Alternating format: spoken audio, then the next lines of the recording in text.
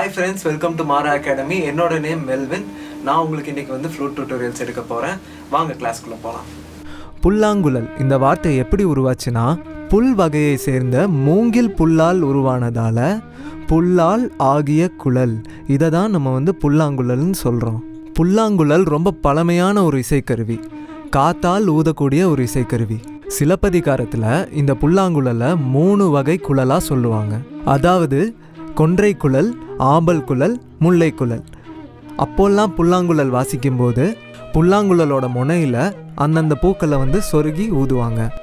அதனால தான் அந்தந்த புல்லாங்குழலுக்கு அந்தந்த பெயர்கள் வந்தது. இது மட்டும் இல்லை, இன்னும் நிறையா பெயர்கள் இருக்குது.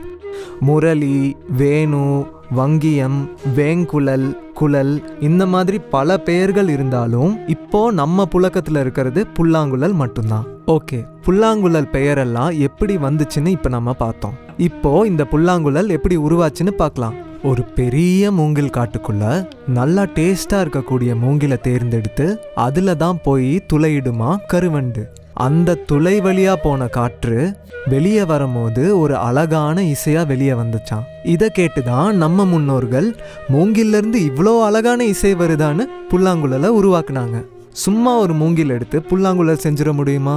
அதுக்குன்னு சில ரூல்ஸ் அண்ட் ரெகுலேஷன்ஸ் இருக்கு. இப்போ மூங்கிலை எப்படி செய்கிறாங்கன்னு பார்க்கலாம். மூங்கிலை தேர்ந்தெடுக்கும் போது ஒரு பக்கம் க்ளோஸ் ஆனதா இருக்கணும், ஒரே விட்டமாக இருக்கணும், உள்பக்கமும் ஒரே மாதிரி சீரா ஈவனாக இருக்கணும். எந்த ஒரு விரிசலும் இருக்கக்கூடாது, பூச்சி அரிக்கக்கூடாது. இப்படியா இருக்கிற மூங்கில தான் தேர்ந்தெடுப்பாங்க. அப்புறமா அந்த குழலை தண்ணியில் போட்டு நல்லா கழுவி வெயிலில் காய வைப்பாங்க. அப்புறம் புங்க மரத்தோடைய எண்ணெயை தடவி ஒரு நாள் ஃபுல்லா ஊற வைப்பாங்க. ஊற வச்சு எடுத்ததுக்கு அப்புறம் கும்மட்டி அடுப்புல போட்டு ஒரு மிதமான சூட்ல வேக வைப்பாங்க. அதே சூட்ல நல்லா புரட்டி காய்ச்சுவாங்க. இப்படி காய்ச்சி ரெடியான மூங்கில சும்மாலாம் 7 ஹோல் 8 ஹோல்லாம் போட முடியாது. அதோட நீளம் எவ்வளோ இருக்கு, அகலம் எவ்வளோ இருக்கு, குறுக்கு விட்டம் எவ்வளோ இருக்கு, இது எல்லாம் பார்த்து எந்த ஸ்ருதியா இருக்கும், எந்த ஸ்கேலா இருக்கும்னு கணக்கு பார்த்து தான் ஹோல் போடுவாங்க. அதுக்கு நல்ல அனுபவம் இருக்கக்கூடியவங்க தான் அந்த வேலையை செய்ய முடியும். அந்த காலத்துல இப்படிதான் ஃப்ளூட் செஞ்சாங்க. இப்பவும் இந்தியன் ஃப்ளூட்லாம் இப்படிதான் செய்யறாங்க. ஆனா நிறைய இடத்துல ஃப்ளூட் செய்யறதுக்கு மெஷினும் வந்துருச்சு. இவ்வளோ ப்ராசஸ்க்கு அப்புறம் தான் நம்ம கையில் ஃப்ளூட் கிடைக்குது. மூங்கில் நம்மளுக்கு ரொம்ப ஈஸியாக கிடைக்கிறதுனால தான் பேசிக்காக ஃப்ளூட்டோடைய ரேட் கம்மியாக இருக்குது. இப்போ இந்த புல்லாங்குழலில் எவ்வளோ துளைகள் இருக்குன்னு பார்க்கலாம். 6 ஹோல் 7 ஹோல் 8 ஹோல் இருக்குது. இதில் 6 ஹோல் 7 ஹோல் இருக்கிறது வந்து ஹிந்துஸ்தானி ஃப்ளூட்டுனும் 8 ஹோல் இருக்கிறத வந்து கர்நாடிக் ஃப்ளூட்டுனும் சொல்லுவோம். சரி, இந்த 6 ஹோல் 7 ஹோல் 8 ஹோல் இதுக்கான டிஃப்ரென்ஸ் என்ன? ஹிந்துஸ்தானி ஃப்ளூட்டில் வந்து 6 ஹோல் 7 ஹோல் இருக்குது. நார்மலாகவே 6 ஹோல் 7 ஹோல் ரெண்டுமே ஒன்று தான். அந்த 7வது ஹோலை நம்ம வந்து ஒரு கிளைடுக்காக நம்ம யூஸ் பண்ணுறோம். ஏன்னா ஓப்பன் நோட் போகிறப்போ நம்மளுக்கு அந்த கட்டு தெரியாமல் இருக்கிறதுக்காக அந்த 7வது ஹோல் யூஸ் பண்ணுறப்போ நம்மளுக்கு அந்த கிளைடு கிடைக்கும். 8 ஹோல் இருக்கக்கூடிய கர்நாடிக் ஃப்ளூட்லையும் நம்ம 7 ஹோலில் தான் வாசிப்போம். அந்த 8வது ஹோல் வந்து பார்த்திங்கன்னா ஏர் ஃப்ளோக்காக இருக்குது. இப்போ சிலருக்கு டவுட் வரும், எந்த ஹோல் ஃப்ளூட் வாங்கலாம்னு. நீங்கள் எந்த ஃப்ளூட் வேணாலும் வாங்கலாம். ஹிந்துஸ்தானி ஃப்ளூட்டில் கர்நாடிக்கும் வாசிக்க முடியும், கர்நாடிக் ஃப்ளூட்டில் ஹிந்துஸ்தானியும் வாசிக்க முடியும். ஸோ நீங்கள் எந்த ஃப்ளூட் வேணாலும் வாங்கலாம். பட் என்னுடைய சஜஷன் என்னன்னு பார்த்தீங்கன்னா, ஹிந்துஸ்தானி ஃப்ளூட்டோடைய ஃபிங்கரிங் கொஞ்சம் ஈஸியாக இருக்கும். ஸோ நீங்கள் இப்போ தான் பேசிக் ஸ்டேஜில் இருக்கீங்கன்னா ஹிந்துஸ்தானி ஃப்ளூட்டில் கற்றுக்கோங்க. ஸோ நீங்கள் பேசிக்காக ஃப்ளூட் வாங்குறப்போ ஹிந்துஸ்தானி ஃப்ளூட்டில் 7 ஹோல் இருக்கக்கூடிய ஃப்ளூட் வாங்கிக்கிங்க. அடுத்த சந்தேகம், என்ன கற்றுக்கலாம்? கர்நாடிக் மியூசிக் கற்றுக்கலாமா இல்லை வெஸ்டர்ன் மியூசிக் கற்றுக்கலாமா? நீங்கள் என்ன வேணாலும் கற்றுக்கலாம், அது உங்களோட சாய்ஸ். வெஸ்டர்னாக இருந்தால் ஏபிசிடியில் வாசிப்பீங்க, கர்நாடிக்காக இருந்தால் சரிகமாப்பால் வாசிப்பீங்க.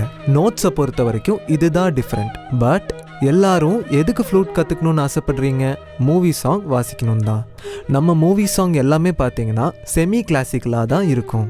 சிம்பிளாக சொல்லணுன்னா அசைவுகள் நிறையா யூஸ் பண்ணுவோம் நம்ம தமிழ் சாங்ஸில். பட் வெஸ்டர்னில் கிளாசிக்கல் அளவுக்கு அசைவுகள் இருக்காது, சின்ன சின்ன அளவில் தான் அசைவுகள் இருக்கும். ஸோ உங்களுக்கு பாட்டோடைய ஒரிஜினல் ஃபீல் வேணும்னா கர்நாடிக் கற்றுக்கிட்டிங்கன்னா ரொம்ப அழகாக ஃபீல் பண்ணி அசைவுகளோட வாசிக்கலாம். நான் உங்களுக்கு கிளாஸ் எடுக்கிறது பார்த்தீங்கன்னா கர்நாடிக் மியூசிக் தான் எடுக்க போகிறேன், ஹிந்துஸ்தானி ஃப்ளூட்டில் சொல்லித்தர போகிறேன். இப்போ வந்து ஒவ்வொரு ஃப்ளூட் என்னென்ன ஸ்ருதியில் இருக்கும்னு பார்க்க போகிறோம். ஸ்ருதி ஸ்கேல் ரெண்டுமே ஒன்று தான். ஸ்ருதிங்கிறது வந்து நம்ம கர்நாடிக்கில் சொல்லுவோம், ஸ்கேலுங்கிறது நம்ம வெஸ்டர்னில் சொல்கிறோம். இந்த ஸ்கேலை பற்றி நான் தனியாக எக்ஸ்பிளைன் பண்ணணும்னு அவசியம் இல்லை, ஏன்னா நீங்கள் எல்லாருமே மாரா அகாடமி ஸ்டூடெண்ட். ஸோ சிம்பிளாக சொல்கிறேன், ஒரு பர்டிகுலர் சவுண்டை தான் நம்ம ஸ்ருதின்னு சொல்லுவோம். இந்த ஸ்ருதியிலேருந்து தான் நம்மளுக்கு ஸ்வரங்கள் கிடைக்குது, அந்த ஸ்வரங்கள்லேருந்து தான் நம்மளுக்கு ராகங்கள் கிடைக்குது. இதை தான் நம்ம வெஸ்டர்னில் ஸ்கேல்னு சொல்கிறோம். ஸ்கேல்னு சொல்கிறப்போ சி ஷார்ப், டி ஷார்ப்னு சொல்கிறோம்.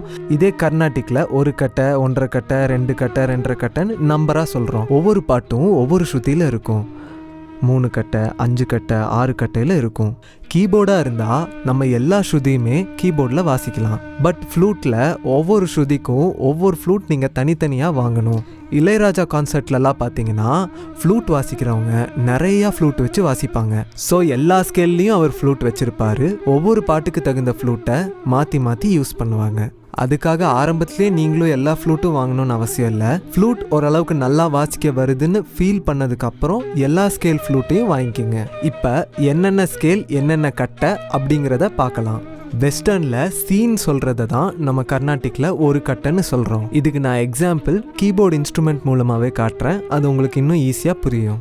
இதில் பார்த்தீங்கன்னா பிளாக் கீஸ் இருக்குது, ஒயிட் கீஸ் இருக்குது. இந்த 2 பிளாக் கீஸ்க்கு லெஃப்ட் சைடில் இருக்க கீயை தான் நம்ம வந்து சீன்னு சொல்கிறோம். ஸோ அங்கேருந்து நம்ம கனெக்ட் பண்ணோம்னா சி, அதுக்கு மேலே இருக்க கட்டை தான் சி ஷார்ப், அப்புறம் டி, அப்புறம் டி ஷார்ப். ஈங்கிறது ஒன்று தான், ஈக்கு ஷார்ப் கிடையாது. ஈக்கு அப்புறம் எஃப், அப்புறம் வந்து F sharp, G sharp, A sharp, B. சிங்கிறது ஒன்று.